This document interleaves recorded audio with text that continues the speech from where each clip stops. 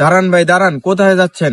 Islamic video করি ভাই, ভিডিওটা অবশ্যই দেখে যাবেন। আমি তো একটা দেশ চিনি, এই দেশে কোনো বেনমাজি নেই। আমি 6 বার গেছি ওই দেশে, কোনো বেনমাজি ওই দেশে নেই।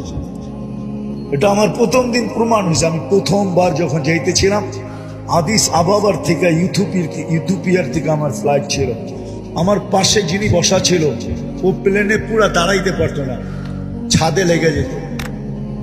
প্লেন একটু নিচা থাকে না, লাগেজ লুগেজ বড়ার পরে ও মাথা উঁচা করতে পারতো না, এরকম লম্বা।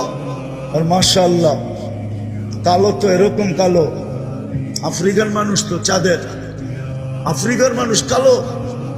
তা আমি কথা বলতে বলতে ওরে নামাজের সময় চলে আসছে, আমি নামাজের কথা বলছি তো ও হাসি দিয়া বলে, মুসলমান নামাজ পড়ে না, তুমি এই কথা বিশ্বাস করলা কি, ধারণা করলা কি করে যে মুসলমান আর নামাজ পড়বে না?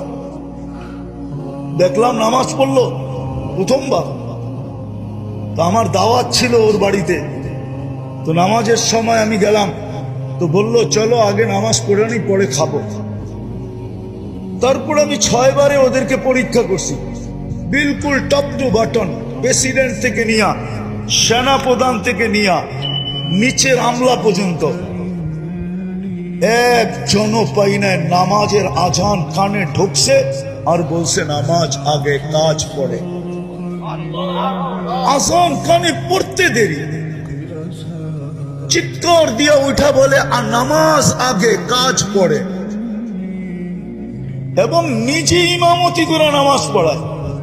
কি আমি প্রেসিডেন্টকে দেখছি নিজে ইমামতি করে নামাজ পড়ায়।